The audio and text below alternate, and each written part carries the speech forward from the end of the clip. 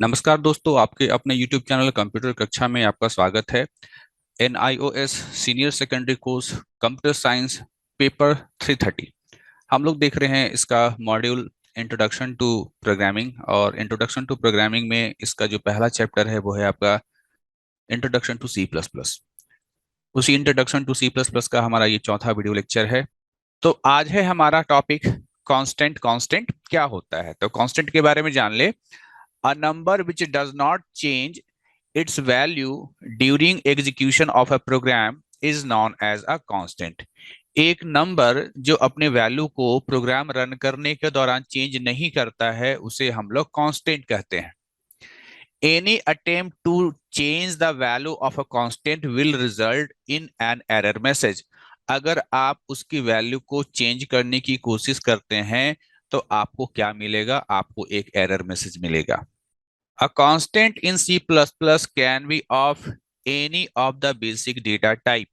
C++ में जो constant होगा वो कोई भी बेसिक डेटा टाइप का हो सकता है। जैसे वो नंबर आपका एक इंटीजर भी हो सकता है, वो नंबर आपका फ्लोट भी हो सकता है जिसको आप कांस्टेंट बनाना चाहेंगे।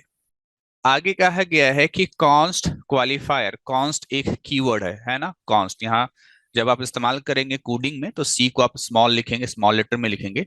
तो const qualifier can be use to declare constant as shown below. Const qualifier का आप इस्तेमाल करते हैं कांस्टेंट को डिक्लेयर करने के लिए जो कुछ नीचे दिया गया है।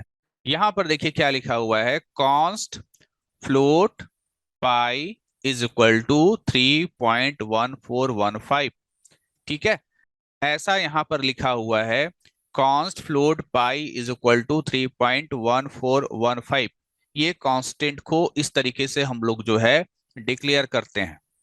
कितना आसान हो गया आपके लिए कि आप इस बड़े वैल्यू को याद नहीं रखेंगे, इसके लिए आपने एक कांस्टेंट बना दिया है पाई नाम का। ठीक है, the above declaration means that pi is a constant of float type having a value 3.1415। इस डिक्लेरेशन का मतलब ये हुआ कि हमने पाई नाम का एक कांस्टेंट बनाया है जो कि फ्लोट टाइप का है, जिसने अपने अंदर क्या वैल्यू को रखा हुआ है, 3.1415 को अपने अंदर रखा हुआ है। Example of valid constant declaration are. क्या वैलिड डिक्लेरेशन हो सकते हैं कांस्टेंट के, वो यहाँ देख लीजिए। कॉन्स्ट कीवर्ड सबसे पहले लगाना है, फिर डेटा टाइप, फिर आप जो है उस कांस्टेंट का नाम। यहाँ मैं वेरिएबल नहीं कह रहा हूं, मैं यहाँ पर कह रहा हूं कांस्टेंट का नाम इज इक्वल टू वो कांस्टेंट वैल्यू। फिर यहाँ लिखा हुआ const float pi is equal to 3.1415 as usual. जैसा कि ऊपर लिखा हुआ था वही एग्जांपल है यहाँ पर। फिर लिखा गया है const char C H is equal to A. अब आप सोच रहे होंगे कि सर आप तो बोले थे कि कांस्टेंट का मतलब कोई नंबर होता है, तो यहाँ तो कैरेक्टर है। तो आपको याद होगा कि कैरेक्टर को भी जो है हम लोग इंट डेटा टाइप मतलब इंटीजर डेटा टाइप मानते हैं। क्यों? क्योंकि आप जब भी किसी कैरेक्टर को मेमोरी में स्टोर करते हैं तो वो क्या स्टोर होता है, उस कैरेक्टर का ASCII कोड स्टोर होता है। ठीक है, तो इसलिए यहाँ पर जो है आप कैरेक्टर को भी एज अ कांस्टेंट जो है क्वालिफाई कर सकते हैं। हमारा नेक्स्ट टॉपिक है व्हाट इज वेरिएबल। बहुत ही इंपॉर्टेंट है। और वेरिएबल बताने से पहले आप लोगों को मैं बता दूं कि अब तक जितना भी मैंने यहाँ पर जो है 3 लेक्चर्स में जो है introduction to C plus plus शुरू किया है पढ़ाना, इसके साथ साथ कोडिंग है ना, इसके साथ साथ आप कोडिंग वाला वीडियोस भी देखते जाइए साथ साथ। क्योंकि उन वीडियोस को देखते जाएंगे तो उसके साथ साथ ये जितना भी आप थियोरेटिकल चीजें पढ़ रहे हैं ये आपको आसानी से समझ में आएगा। अगर केवल इसी को पढ़ेंगे तो हो सकता है कि ये चीजें बहुत अच्छे तरीके से समझ में ना आए।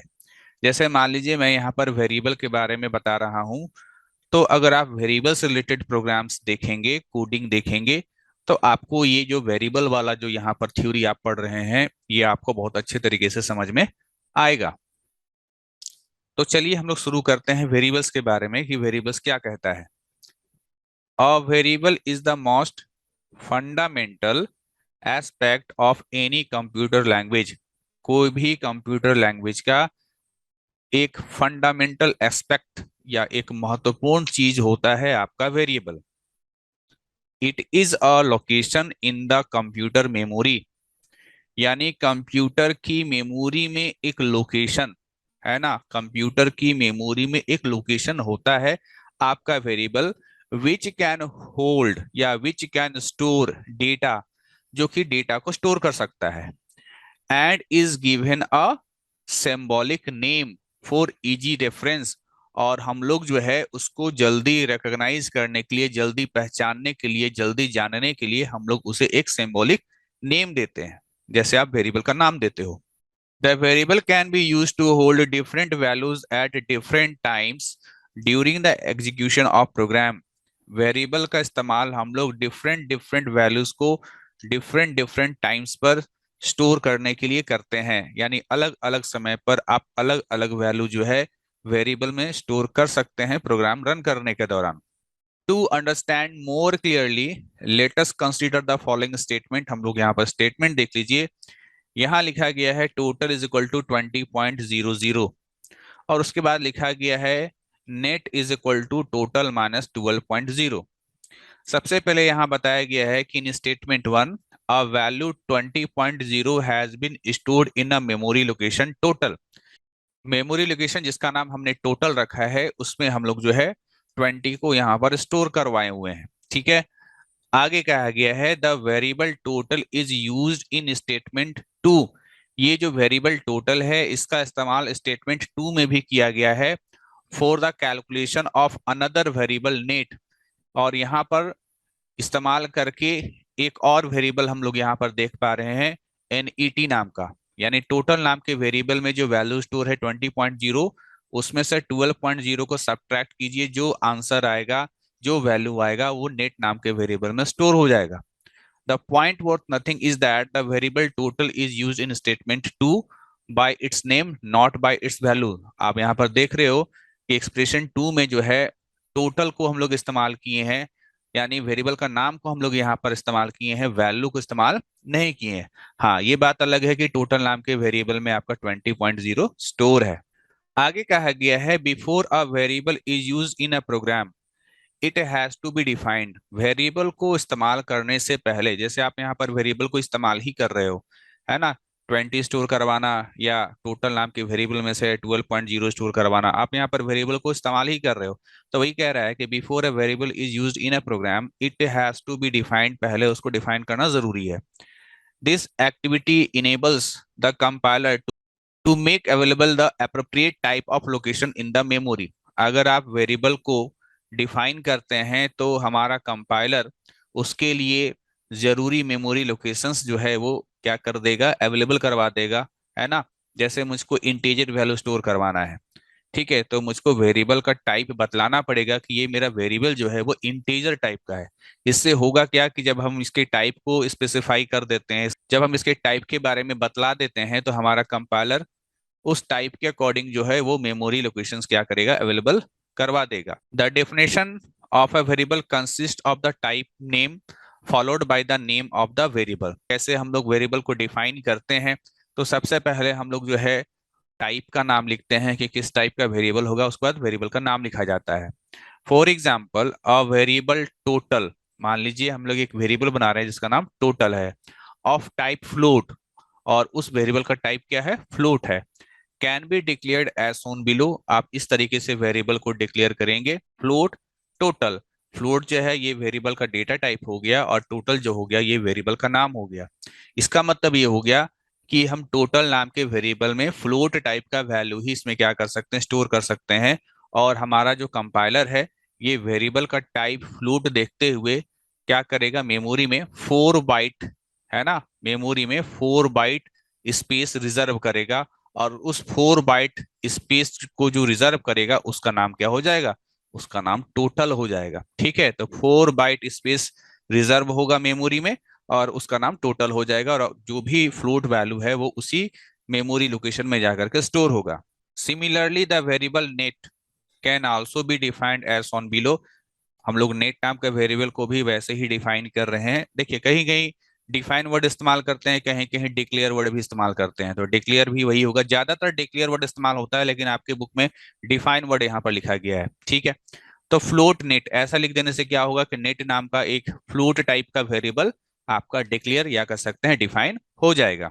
अब यहाँ बताया जा रहा है examples of valid variable declarations are. देखिए यहाँ पर डिक्लेरेशन वर्ड इस्तेमाल किया ना, अभी ऊपर डेफिनेशन बोल रहा था। इंट काउंट, ये आपने सही तरीके से एक काउंट नाम का इंटीजर वेरिएबल को डिक्लेयर कर लिया। फिर लिखा है int space I comma J comma के। यहाँ हमने तीन वेरिएबल जो है डिक्लेयर किया है, आई जे और के नाम का, और तीनों किस टाइप के वेरिएबल है, इंट टाइप के। फिर लिखा गया है कैर सी एच फर्स्ट। यहाँ सी एच और फर्स्ट ये दो वेरिएबल हैं किस टाइप के, कैर टाइप के, क्योंकि सबसे पहले हम लोग वेरिएबल का टाइप लिखते हैं। फिर लिखा है फ्लोट टोटल कॉमा नेट। यहाँ भी दो वेरिएबल डिक्लेयर किया गया है किस टाइप का, फ्लोट टाइप का। और यहाँ पर लॉन्ग इंट डेटा टाइप होता है, आप पढ़ चुके हैं already, S A L sale. यानी कि यहाँ एक वेरिएबल डिक्लेयर किया गया है सेल नाम का, जिसका डेटा टाइप क्या है, जिसका डेटा टाइप लॉन्ग इंट है। नेक्स्ट हमारा टॉपिक है इनपुट आउटपुट। ठीक है, तो मैं फिर से कह रहा हूं, ये जो आप टॉपिक पढ़ रहे हैं, चाहे आपने वेरिएबल का टॉपिक पढ़ा, चाहे आप अभी इनपुट या आउटपुट के बारे में पढ़ेंगे, इन टॉपिक को पढ़ने से पहले जो है आप प्रोग्रामिंग कोडिंग के प्लेलिस्ट में जाकर के शुरुआत के कम से कम 1 से लेकर के 6 या 1 से लेकर के 8 तक के प्रोग्राम कोड को देख लीजिए, है ना। उसको देख लीजिए, उसमें देखने के बाद जितना भी समझ में आता है, हो सकता है चीजें 50% समझ में आए, है ना। उसके बाद जाकर के ये अभी जो आपको वेरिएबल बताया गया या इनपुट आउटपुट के बारे में बताया जाएगा, ठीक है, ये आपको और भी बेहतर तरीके से समझ में आएगा। ठीक है, तो कोडिंग को आपको देखना होगा, क्योंकि अभी मैं कुछ चीजें ऐसे बताऊंगा जिसके लिए प्रैक्टिकल का रिक्वायरमेंट होगा, लेकिन अभी थोड़ा सा प्रैक्टिकल पॉसिबल नहीं है। कोडिंग मैंने ऑलरेडी बना करके डाल दिया है, कोडिंग का वीडियो, तो आप जाकर के पहले कोडिंग जो है शुरुआत के 5-7 कोडिंग के वीडियो देख लीजिए, उसके बाद इन सारे थ्योरी को समझिए। तो चलिए यहाँ पर देखते हैं इनपुट आउटपुट के बारे में। C plus plus support input output statements. C plus plus support करता है input output statement which can be used to feed new data into the computer or obtain output on an output device such as video, printer, etc. यहाँ पर कह रहा है कि सी plus plus जो है इनपुट आउटपुट स्टेटमेंट को support करता है, जिसका इस्तेमाल हम लोग नया डेटा को कंप्यूटर में देने के लिए करते हैं, यानी कंप्यूटर में स्टोर करने के लिए करते हैं, या फिर जो भी आउटपुट कंप्यूटर से निकल करके आ रहा है उसको हम लोग वीडियो यानी मॉनिटर पर देखने के लिए या फिर प्रिंटर पर देखने के लिए करते हैं। यानी इनपुट और आउटपुट के लिए जो है यहाँ पर सी प्लस प्लस में कुछ स्टेटमेंट्स है। It provides both formatted and unformatted stream input output functions. C plus plus में दो प्रकार के इनपुट आउटपुट स्टेटमेंट होते हैं, फॉर्मेटेड और unformatted. The following C++ streams can be used for the input output purpose। C++ में इन streams का इस्तेमाल इनपुट और आउटपुट के लिए किया जाता है। स्ट्रीम्स वर्ड बार बार इसलिए इस्तेमाल हो रहा है क्योंकि आप कंप्यूटर में जो कुछ भी देते हैं वो कंप्यूटर में इंटरनली किस रूप में जाता है, बाइट्स के रूप में जाता है ना। बाइट्स किससे मिलकर बना है, बिट्स से, यानी 0 1 से मिलकर बना है। तो ये जो स्ट्रीम कहा जाता है ये क्या होता है, ये बाइट्स का फ्लो होता है। तो बाइट्स का फ्लो जो होगा वो दो तरीके से हो सकता है, या तो चीजें आप कंप्यूटर में स्टोर करने के लिए भेजेंगे, या कुछ चीजें कंप्यूटर से निकल करके स्क्रीन पर आएंगे। तो इसलिए यहाँ पर स्ट्रीम कहा जा रहा है, जो भी डेटा आप जो है देते हैं या आपके स्क्रीन से या आपके स्क्रीन पर आता है वो किस रूप में है, वो स्ट्रीम के रूप में होता है। कौन कौन सा स्ट्रीम है, एक है आपका सी इन और एक है आपका सी आउट। ठीक है, सी इन का अगर कोई फुल फॉर्म पूछे तो आप कह सकते हैं सी फॉर कंसोल होता है और आई एन फॉर इनपुट होता है। दूसरी तरफ सी आउट जो है ये है कंसोल आउटपुट। ठीक है, अब ये दोनों ही इस्तेमाल होगा इनपुट और आउटपुट के लिए। ठीक है, जैसे नाम से ही जाहिर है, इनपुट के लिए सी इन और आउटपुट के लिए सी आउट। नाउ आगे क्या कहा गया है, in addition to the above input output stream two operators, दो ऑपरेटर्स, एक ये आप देखिए और एक आप ये देखिए, आर ऑल्सो यूज्ड। ठीक है, इन इनपुट आउटपुट स्ट्रीम के साथ साथ ये दो ऑपरेटर और भी इस्तेमाल होते हैं। जो पहला ऑपरेटर है is known as put to और बिटवाइज शिफ्ट ऑपरेटर, इसको हम लोग पुट टू या बिटवाइज शिफ्ट ऑपरेटर बोलते हैं। द ऑपरेटर दिस, ये जो ऑपरेटर है ना, इज नॉन एज एक्सट्रैक्शन और गेट फ्रॉम ऑपरेटर। ठीक है, एक्सट्रैक्शन या इसको हम लोग गेट फ्रॉम ऑपरेटर भी बोलते हैं।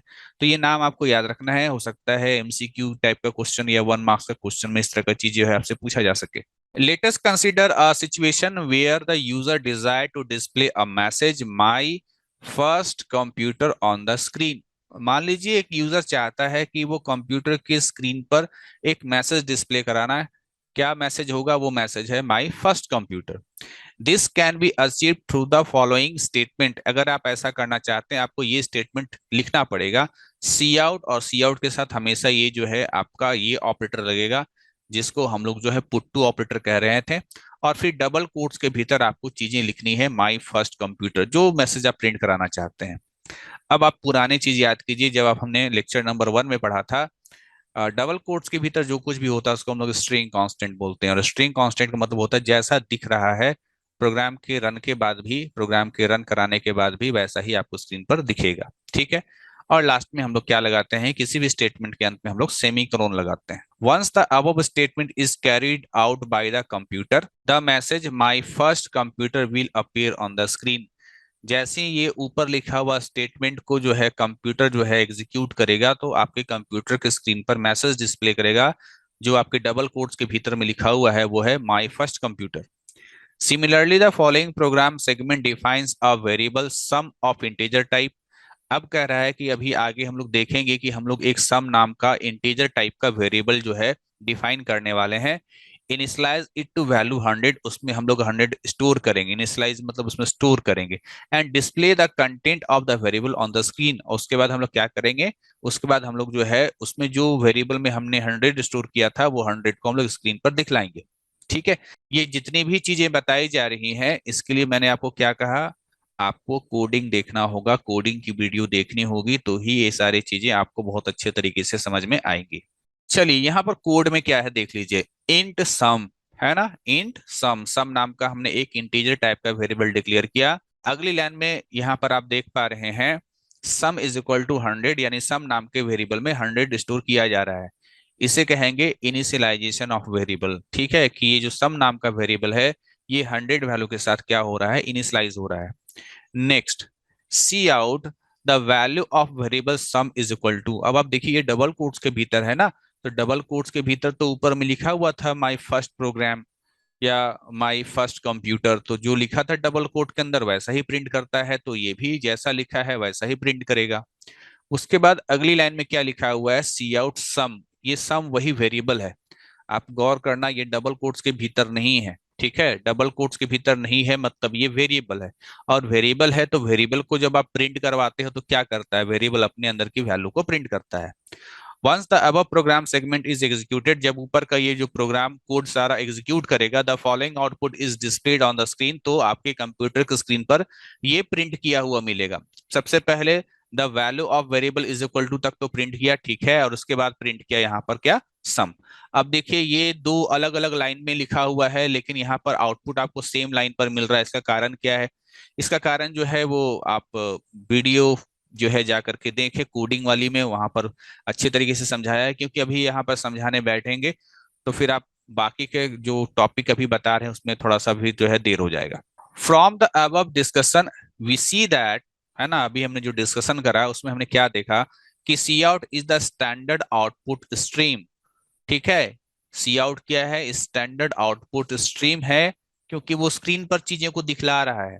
Output stream of C plus plus by virtue of which output can be displayed on the screen, जिसके कारण जो है आपको जो है स्क्रीन पर आउटपुट दिखलाई दे रहा है। However, the put to operator is also required to hand over the content of the variable to cout as shown in figure 12.1। यहाँ पर ये जो आपका पुट टू ऑपरेटर है, ये पुट टू ऑपरेटर क्या कर रहा है? वेरिएबल के अंदर जो वैल्यू स्टोर है, सम नाम के वेरिएबल के अंदर जो 100 स्टोर है उसको निकाल करके प्रिंट करने का भी काम कर रहा है। तो यहाँ पर एक फिगर के जरिए बात को समझाने का कोशिश किया गया है। देखते हैं क्या फिगर में बतलाया गया है। देखिए फिगर में क्या है कि मान लीजिए कंप्यूटर के मेमोरी में 100 स्टोर है। ये आपका पुट टू ऑपरेटर इस 100 को लिया और सी आउट, है ना, सी आउट को हम लोग आउटपुट स्ट्रीम या आउटपुट स्ट्रीम ऑब्जेक्ट भी बोलते हैं। ठीक है, तो ये पुट टू ऑपरेटर्स को लिया, लेकर के सी आउट के माध्यम से आपके स्क्रीन पर, वीडियो मतलब क्या होता है, स्क्रीन पर क्या किया, डिस्प्ले किया, है ना। आगे देखते हैं, cin is the standard input stream यानी यहाँ पर कह रहा है सी इन का मतलब भी क्या होगा, सी इन का मतलब भी एक ऑब्जेक्ट होगा, जैसे कि सी आउट का मतलब ऑब्जेक्ट है। ठीक है, सी आउट का मतलब क्या, आउटपुट स्ट्रीम ऑब्जेक्ट, और मॉनिटर क्या होता है, मॉनिटर तो एक ऑब्जेक्ट होता है, तो सी आउट का मतलब आप मॉनिटर समझिए। Scene is the standard input stream and it can be used to input a value entered by the user from the keyboard. सी इन को स्टैंडर्ड इनपुट स्ट्रीम कहा गया है, जो किस प्रकार से यूज होता है कि कोई वैल्यू को यूजर कीबोर्ड से इनपुट करेगा। ठीक है, however the get from operator is also required to get the tapped value from cin, है ना। सीन मतलब कीबोर्ड, बार बार बोल रहा, सीन मतलब कीबोर्ड, कि कीबोर्ड से जो भी वैल्यू टाइप किया गया उसको लेने का काम है ना, ये गेट फ्रॉम ऑपरेटर करेगा। ठीक है, and store it in the memory location, और उसको मेमोरी लोकेशन में स्टोर करेगा। कैसे, आप देख लीजिए, ये आपका कीबोर्ड है। ठीक है, सी इन का मतलब आप रिप्रेजेंट कर रहा है कीबोर्ड को, कि कीबोर्ड से आपने कोई वैल्यू दिया, जो वैल्यू दिया वो गेट फ्रॉम ऑपरेटर लिया और लेकर के उसको क्या किया, कंप्यूटर की मेमोरी में जाकर स्टोर कर लिया। अच्छा, ये मेमोरी में कहाँ स्टोर करता है, तो आप जो भी थोड़ी देर पहले वेरिएबल के बारे में पढ़े, वो वेरिएबल में जाकर के स्टोर करता है। ठीक है, सी इन को लेकर के भी जो प्रोग्राम है वो ऑलरेडी बना करके आपके इस चैनल पे डाला हुआ है, आप जाकर के वहां से इनपुट और आउटपुट का जो है प्रोग्राम देख सकते। और अभी दो चीजें जो इनपुट और आउटपुट के बारे में बताई गई, वो आप उस प्रोग्राम के माध्यम से समझ सकते हैं। यहाँ पर ये कोड को देखिए, यहाँ पर क्या लिखा हुआ है, इंट मार्क्स। इंट जो है वो डेटा टाइप है और मार्क्स जो है वो वेरिएबल है। ठीक है, यानी हमने मार्क्स नाम का एक वेरिएबल बनाया है, किस टाइप का, इंटीजर टाइप का। फिर हम लोग यहाँ पर देख पा रहे हैं कि सी इन मार्क्स, इसका मतलब ये हुआ कि कीबोर्ड से कोई वैल्यू अगर डाला जाएगा, जैसे 32 डाला गया मार्क्स के नाम पर, तो ये 32 जो है वो कीबोर्ड से डाला गया, और ये जो आपका इनपुट ऑपरेटर है, या इसको गेट फ्रॉम ऑपरेटर बोलते हैं, इसके माध्यम से होता हुआ वो मार्क्स नाम के वेरिएबल में क्या हो जाएगा, स्टोर हो जाएगा। ठीक है, अब देखो क्या आपको ये बताया गया है कि in the above segment the user has defined a variable marks. ऊपर जो है यूजर ने एक मार्क्स नाम का वेरिएबल को डिफाइन किया गया है, किस टाइप का, इंटीजर टाइप का। ठीक है, किस स्टेटमेंट में, जो पहला स्टेटमेंट था उसमें। And in the second statement, user is trying to read a value from the keyboard. Second statement में user try कर रहा है कि कीबोर्ड से कोई वैल्यू दिया जाए। Once this set of statement is obeyed by the computer, whatever is typed on the keyboard, say 87 is received by the scene standard input stream.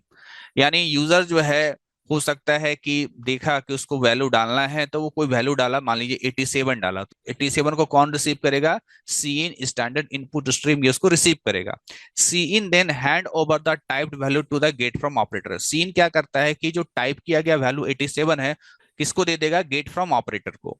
जो क्या करेगा कि ये जो गेट फ्रॉम ऑपरेटर वो क्या करेगा कि which ultimately store it in memory location called marks, जो कि मार्क्स नाम के मेमोरी लोकेशन में क्या करेगा, उस वैल्यू को 87 वैल्यू को स्टोर कर देगा। The content of this variable can be displayed on the screen by the statement given below. अब ये जो मार्क्स नाम के वेरिएबल में वैल्यू स्टोर हो गया 87, उसको प्रिंट करवाना है, तो आप ऐसे लिख सकते हो, सी आउट मार्क्स इक्वल टू, ये तो डबल कोट के अंदर है, तो ये तो जैसा लिखा है वैसा ही प्रिंट करेगा।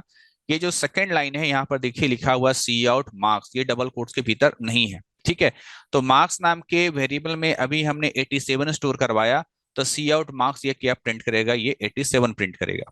We can use more than one output और put to operator within the same output statement as shown below. यहां पर कहा जा रहा है कि एक ही स्टेटमेंट के भीतर आप एक से ज्यादा पुट टू ऑपरेटर का इस्तेमाल कर सकते हैं, और इस चीज को कहते हैं कैस्केडिंग ऑफ ऑपरेटर। ठीक है, ये चीज आप एग्जांपल से समझिए।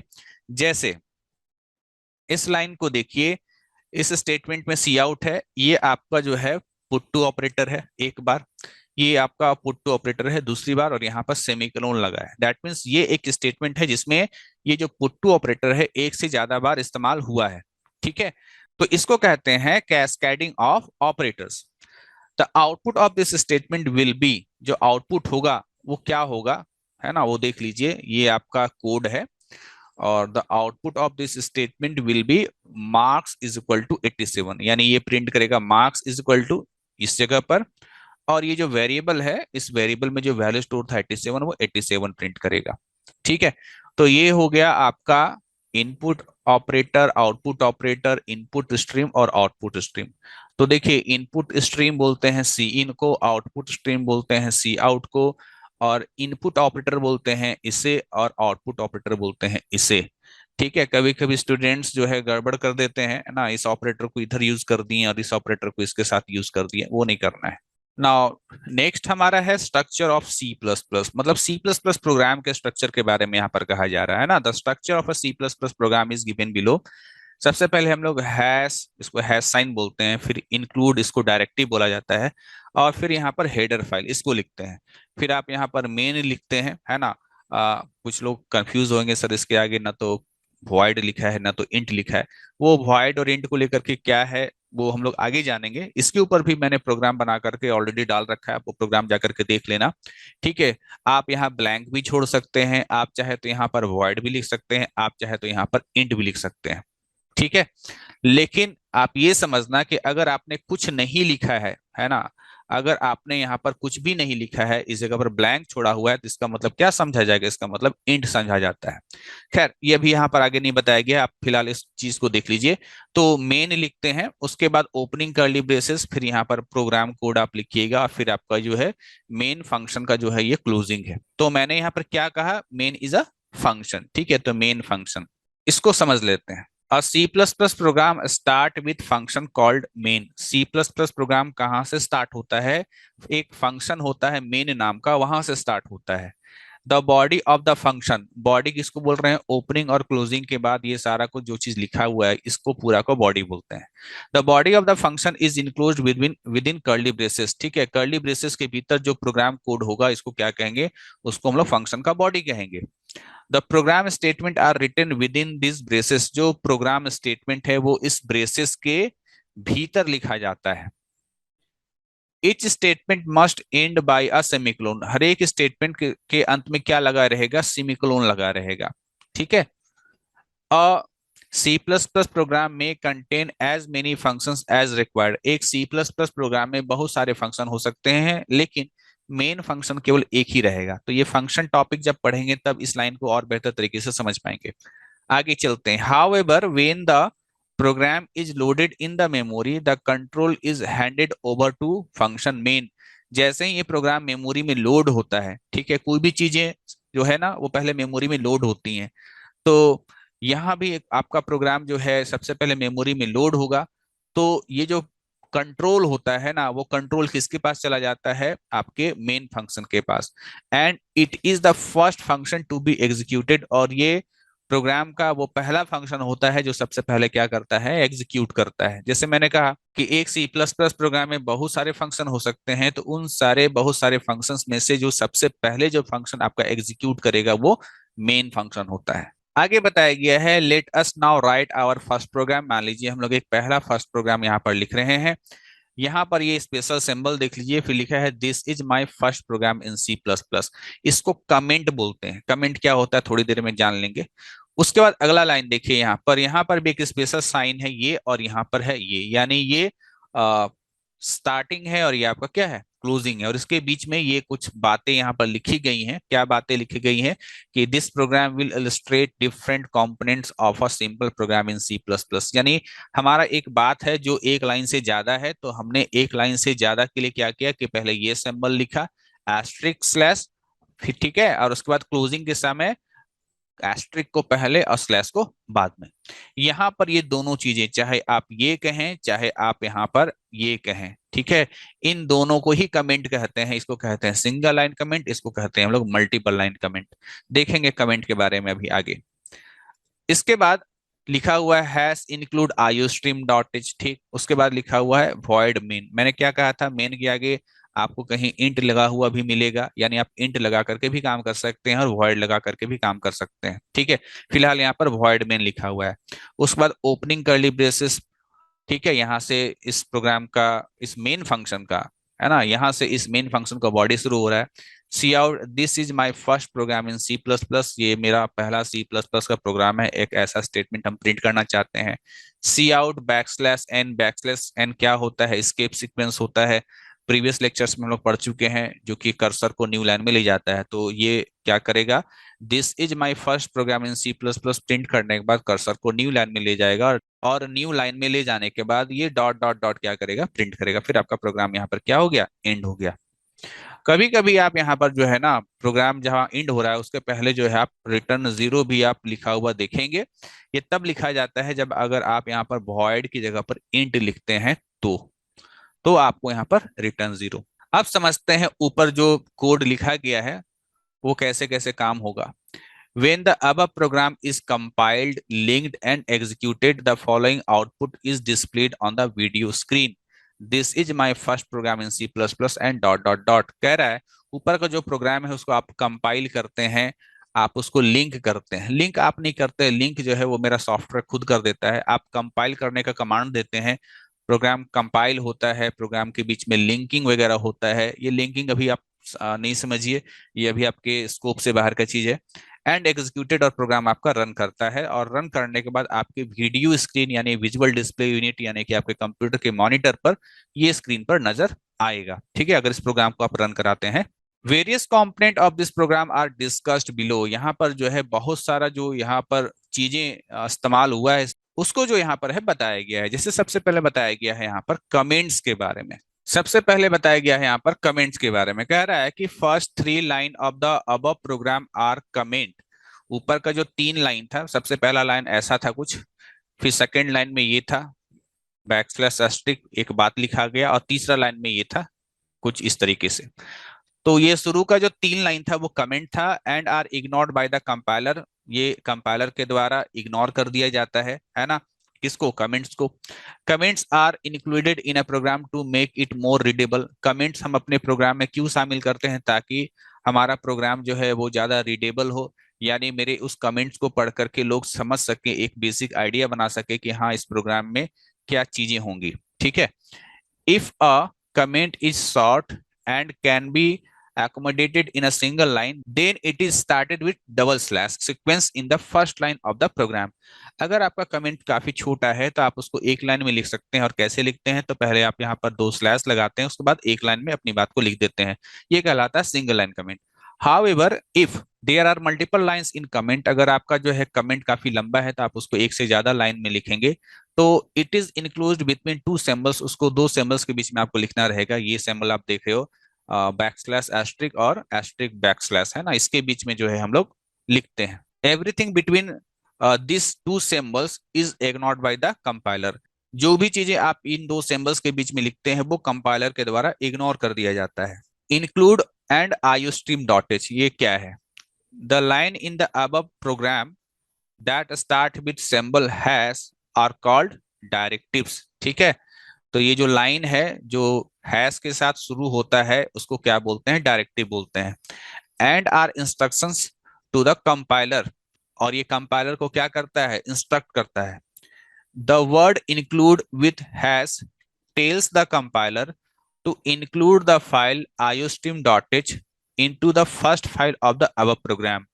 यहां पर जो है कंपाइलर को कहा जाता है कि ये जो iostream.h है ना, ये एक फाइल है जिसको हेडर फाइल बोलते हैं। इस फाइल को मेरे प्रोग्राम के सबसे शुरू में क्या करो, शामिल करो, है ना। इस लाइन का मतलब ये हो गया कि कंपाइलर को कहा जा रहा है इंक्लूड के माध्यम से कि इस फाइल को हमारे इस प्रोग्राम में सबसे पहले लाइन के रूप में क्या करो, शामिल करो। File iostream.h is a header file needed for input output requirement of the program. iostream.h को हम लोग हेडर फाइल कहते हैं, और इसका जरूरत किस लिए होता है, क्योंकि आप अपने प्रोग्राम में इनपुट और आउटपुट का काम कर सको। Therefore this file has been included at the top of the program, इसलिए हम लोग इस फाइल को अपने प्रोग्राम के टॉप में यानी सबसे शुरुआत में क्या करते हैं, शामिल करते हैं। नेक्स्ट है व्हाट इज वॉइड मेन। कहता है the word main is a function name, ये फंक्शन का नाम है। ये जो ब्रैकेट देख रहे हैं ना, इसको कहते हैं parenthesis. With main tells that main is a function, है ना। इसको देख करके ही हम लोग पहचानते हैं कि क्या है, फंक्शन है। किसी भी फंक्शन के नाम के आगे ये लगा हुआ जरूर मिलेगा आपको, ठीक है। The word void before main indicate that no value is being returned by the function main। यहाँ पर void इस चीज को कह रहा है कि main नाम का फंक्शन कोई भी वैल्यू रिटर्न नहीं करेगा। ये रिटर्न करेगा नहीं करेगा इसके बारे में जो हम लोग डिटेल में आप कोडिंग वाले वीडियो जाकर के आप देख लेना। Every C plus plus program consist of one or more function. कोई भी सी प्लस प्लस का प्रोग्राम एक या एक से अधिक फंक्शन से मिलकर के बना होता है। However when program is loaded in memory, जब भी प्रोग्राम आपका मेमोरी में लोड होता है the control is handed over to the main function. ठीक है, तो कंट्रोल किसके पास चला आता है, मेन फंक्शन के पास। उस प्रोग्राम का कंट्रोल किसके पास चला आता है, मेन फंक्शन के पास। And it is the first function to be executed, और ये वो पहला फंक्शन होता है जो कि एग्जीक्यूट करता है। तो कोई भी सी प्लस प्लस प्रोग्राम में सबसे पहला फंक्शन कौन होता है जो एग्जीक्यूट करता है, वो है आपका मेन। आगे कहा जा रहा है the curly brackets and body of function main. A C++ program start with function called main. कोई भी C++ प्रोग्राम मेन फंक्शन से शुरू होता है। The body of function is enclosed with in curly braces. जो भी आप फंक्शन से काम करवाना चाहते हैं वो दो कर्ली ब्रेसेस के भीतर वो स्टेटमेंट आपको लिखना पड़ेगा, और इस स्टेटमेंट के माध्यम से जो काम करवाना है आप करवा सकते हैं। The program statement are written within the brackets. आप जो भी प्रोग्राम स्टेटमेंट लिखेंगे वो कहाँ लिखेंगे, ब्रैकेट्स के अंदर, या जिसको हम लोग यहाँ पर कर्ली ब्रैकेट बोल रहे हैं उसके बारे में कह रहा है। Each statement must end by semicolon. हर एक स्टेटमेंट सेमीकोलन से इंड होता है। जैसे इंग्लिश में कोई स्टेटमेंट फुल स्टॉप से इंड होता है, वो उसी तरीके से सी प्लस प्लस में कोई स्टेटमेंट सेमीकोलन से इंड होता है। Without which an error message is generated. ठीक है, अगर आप सेमीकोलन नहीं लगाते हैं स्टेटमेंट के अंत में तो आपको एरर मैसेज जो है मिलेगा।